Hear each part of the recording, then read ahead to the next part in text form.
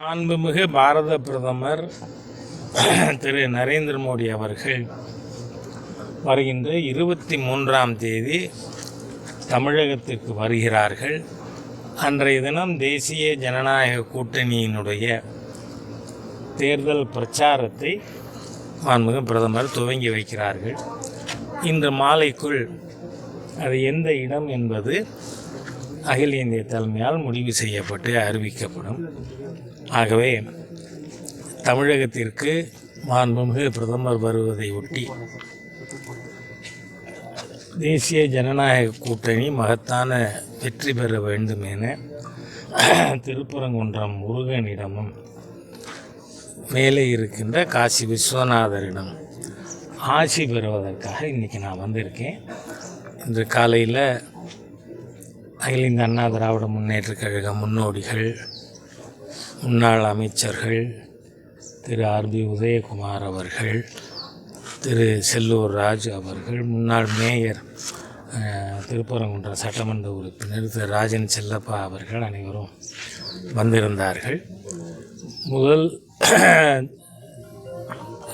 தேர்தல் பொதுக்கூட்டங்கிறதுனால தேசிய ஜனநாயக கூட்டணி அதை ஒரு பெரிய வெற்றிகரமான நிகழ்ச்சியாக நடத்த முடிவு செய்திருக்கிறோம். திருப்பரங்குன்றத்தை பொறுத்தவரை டிசம்பர் 1ஆம் தேதியே நீதிமன்ற உத்தரவின்படி இங்கு தீபத்தூணிலே தீபம் ஏற்றி இருக்க வேண்டும். அதுக்கப்புறம் திருப்பியும் டிசம்பர் 3ஆம் தேதி நீதிமன்றம் உத்தரவிடுகிறது. ஆனால் மாநில திமுக இந்து விரோத தீய சக்திகள் இங்கே இருக்கிற இந்த கலெக்டரும் கமிஷனரும், ஏன்னா நீங்கள் பார்த்தா 3ஆம் தேதி மாநில தலைவர் அவர்களோடு நானும் வந்திருந்தேன். அப்போது என்னால் அது கொஞ்சம் இருட்டின நேரமாக இருந்ததுனால அது யார் அந்த ஆஃபீஸர்னு என்னால் ஐடென்டிஃபை பண்ண முடியலை. ஒரு ஆஃபீஸர் சொன்னது, ஆனால் தெளிவாக காதில் கேட்டது. என்ன ஒன் மோர் கண்டெம்ட்டு அப்படின்னா, நீங்கள் நீதிமன்றங்களை எவ்வளவு கேவலமாக நினைக்கிற நிர்வாகம் காவல்துறை இங்கே இருக்குங்கிறது நமக்கு தெரியுது. ஏற்கனவே விவாதங்கள், மக்களுடைய கோரிக்கைகள், இந்த கலெக்டரும் கமிஷனரும் அவர்கள் மீது நடவடிக்கை எடுக்கணும். ஏன்னா மாநில அரசாங்கத்தை விட இவங்க 2 பேரும் இந்து விரோதமாக செயல்படுகின்ற தீய சக்திகளாக நமக்கு தெரிகிறார்கள். அதோட உங்களுக்கு இன்னொரு விஷயத்தையும் நான், உங்களுக்கு தெரிஞ்சது தான் எல்லாமே உங்கள்கிட்டேருந்து தான் மக்களுக்கே போகுது. இங்கே இந்த விடுதலை சிறுத்தைன்னு ஒரு தேச விரோத தீய சக்தி இருக்குது. அதனுடைய ஒரு நிர்வாகி பேசும்பொழுது, தமிழகத்துக்கு மாண்புமிகு பிரதமர் வரும்பொழுது அவரோட வெஹிக்கிளையே நான் அட்டாக் பண்ணுவேன்னு. ஆனால் என்னவோ சிறுத்தை என்ன அந்த தீய சக்தியை இன்னி வரைக்கும் கைது பண்ணலை.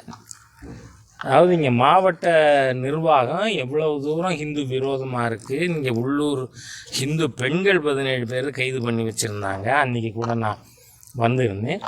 அன்றைக்கே நான் காவல்துறை அதிகாரிகள்கிட்ட சொன்னேன், நீங்கள் இந்துக்களுக்கு விரோதமாக மேலே நடக்கிற விஷயங்களை நீங்கள் நடவடிக்கை எடுக்கிறது இல்லைன்னு அன்றைக்கே சொல்லியிருந்தேன்னா, இந்த கள்ளத்தி மரத்தில் எப்படி இது தர்கா குடி கட்ட முடியும்? ஏன்னா 1931 பிரிவி கவுன்சில் ஜட்ஜ்மெண்ட்டு ரொம்ப தெளிவாக இருக்குது. அது தி ஸ்ட்ரக்சர் கிளைம்டு பை முஹம்மடன்ஸ். அவங்க தர்காங்கிற வார்த்தை கூட அந்த தீர்ப்பில் பயன்படுத்தலை. தி ஸ்ட்ரக்சர் கிளைம்டு பை முஹம்மடன்ஸு அவங்களுக்கு மொத்தம் இருக்கிற அதிகாரமே 33 சென்ட்டு தான். அதில் நீங்கள் 1923 ஆகஸ்ட் 25ஆம் தேதி டிஸ்ட்ரிக்ட் கோர்ட்டினுடைய ஜட்ஜ்மெண்ட் வருது. அந்த ஜட்ஜ்மெண்ட்டை பிரிவி கவுன்சில் இன் டோட்டோ அப்ரூவ் பண்ணியிருக்கு.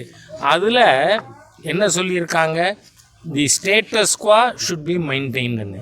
அதனால் 1931 1923 ஆகஸ்ட் 25 இருந்த நிலையிலே இன்றைக்கி அந்த தர்கான்னு சொல்கிற கட்டடம் தி ஸ்ட்ரக்சர் கிளைம்டு பை மொஹமெடன்ஸ் பராமரிக்கப்பட்டிருக்கா? அதுக்கு மேலே எனக்கு இன்னும் தகவல், மேலே இன்னும் சில பணங்களை போச்சிருக்கானுங்க. ஏன்னா இந்த அரசாங்கமே பணம் புதைக்கிறார் சார் இருக்கார். காரணம், இந்துக்களுடைய புனிதமான தீபத்தூணை இந்த சட்ட மந்திரின்னு சொல்கிற ஒரு சட்ட ஞானமே இல்லாத நபர் ரகுபதி அதை என்ன சொல்கிறாரு, பணம் புதைக்கிற இடத்துல தான் பணம் புதைக்கணும். ரொம்ப நியாயம். அப்படின்னா கருணாநிதி இறந்து போன உடனே கண்ணம்மாப்பேட்டைக்கு தானடா போயிருக்கணும். நீங்கள்லாம் எதுக்கு கடற்கரைக்கு ஓடுறீங்க? கண்ணம்மாப்பேட்டைக்குள்ளே போயிருக்கணும். பணம் புதைக்கிறது தான் பணம் புதைக்கிற இடத்துல வேணும். ஆகவே ரகுபதி போன்ற ஹிந்து விரோத தீய சக்திகள், சேகர்பாபு போன்ற ஹிந்து விரோதிகளுக்கு நான் சொல்கிறேன், நீங்கள் அதிகமாக பேசாதீங்க.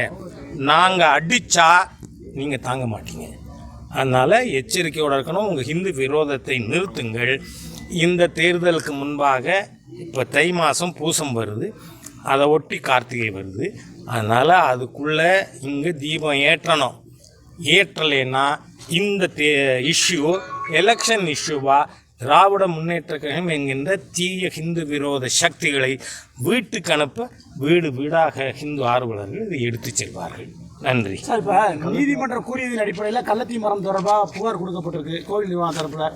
ஆனால் அடையாளம் தெரியாத சிலர்ன்ற மாதிரி சொல்லி நான் என்ன சொல்கிறேன், இந்த சர்க்காரு, இந்த கமிஷனர், கலெக்டர் எல்லாமே அடையாளம் தெரியாத ஆட்கள் தானே.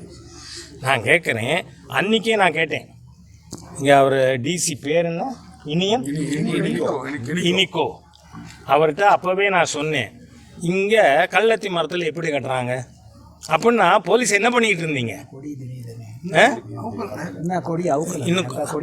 பாருங்க, அதை கழட்டணும். இல்லைன்னா இப்போ நம்ம போகிறத கூட கழட்டலாம்னு நீங்கள் ஊடக நண்பர்கள் விரும்பினா அதையும் பண்ணுறதுக்குன்னு அந்த ஏறாக தான் இருக்கேன். ஏன்னா முழுக்க முழுக்க தேச விரோத தீய சக்திகள் கையில், அதாவது ஹிந்துக்கள் மீத கேஸை போடுறது, ஹிந்து பெண்களை கைது பண்ணுறது, கொஞ்சம் கூட வெக்கங்கட்ட நிர்வாகம். இந்த கலெக்டரும் கமிஷனரும் அவ்வளோ பெரிய ஹிந்து விரோதிகளா? நான் கேட்குறேன், நீங்கள் எப்படி அனுமதிச்சிங்க? அதை எப்படி கட்ட விட்டீங்க? அதோடு இல்லை, அந்த கொடி ஏற்று முன்னாடி நான் சொல்லியிருக்கேன், என் அப்ஜெக்ஷனை நான் ரிஜிஸ்டர் பண்ணியிருக்கேன். ஏன்னா அன்றைக்கி நைட்டு 9 மணிக்கு என்னவோ தான் கொடி கொண்டு போனாங்க. ஆனால் அதுக்கு முன்னாடி நான் 6 மணிக்கு இங்கே வந்திருந்தேன், வந்து அந்த தாய்மார்கள்லாம் பார்க்க. அப்போவே சொல்லியிருந்தேன், கள்ளத்தி மரத்தில் கட்டியிருக்கேன். அதனால் அதை உடனடியாக நிர்வாகம் கழட்டலைன்னா ஹிந்துக்கள், ஹிந்து ஆர்வலர்கள், முருக பக்தர்கள் போய் கழட்ட வேண்டிய நிர்பந்தம் ஏற்படும் என்று தமிழக அரசையும் இங்கே இருக்கிற கலெக்டர் கமிஷனரை எச்சரிக்க விரும்புகிறேன். நன்றி சார். இப்போ தீபம் ஏற்றிட்டா சோறு கிடச்சிருமா, எய்ம்ஸ் கிடச்சிருமா, கல்வி கிடச்சிருமா திருமாவளவன் பேசியிருக்காரு. நான் கேட்குறேன், நீ சரக்கு மிடுக்கு பேச்சுக்கு சொந்தக்காரன் அநாகரிகவாதி திருமாவளவன், அதை நீங்கள் எங்கிட்ட கேட்கலாமா? இல்லை சார். ஒரு கேவலமான இந்து சமுதாயத்தில் பெண்கள் எல்லாம் அலையிறாங்க, ஆம்பளைக்கு சரக்கு இல்லை மிடுக்கலைன்னு பேசின ஒரு அற்ப ஜென்மம் தானே இந்த திருமாவளவன். மானமுள்ள நபரா? அந்த மாதிரியா இருக்கிற ஒரு மானங்கட்ட நபர் பேசுறதுக்கு நான் ஏன் பதில் சொல்லணும்? Thank you. Please to get his information. September 27 நடந்த சம்பவத்தை பற்றி விஜய் அவர்களுடைய கருத்து என்னன்னு கேட்கறதுக்கு சிபிஐ கூப்பிட்டுருக்கு. What is special in it? அது எதுக்கு கேள்வியாக கேட்குறீங்க? உங்கள் உள்நோக்கம் என்ன தெரியல. நன்றி.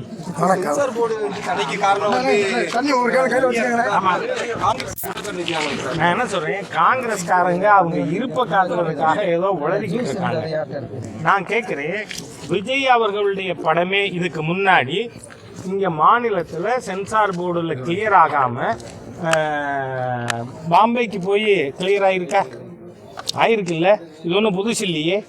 சில கண்டிஷன்ஸை ஃபுல்ஃபில் பண்ணலைன்னா சென்சார் போர்டில் அப்ஜெக்ட் பண்ணுவாங்க. இப்போ உதாரணமாக அமரன் படத்துக்கு எந்த இதுவும் இல்லாமல் அதுக்கு அனுமதி வழங்கப்பட்டது.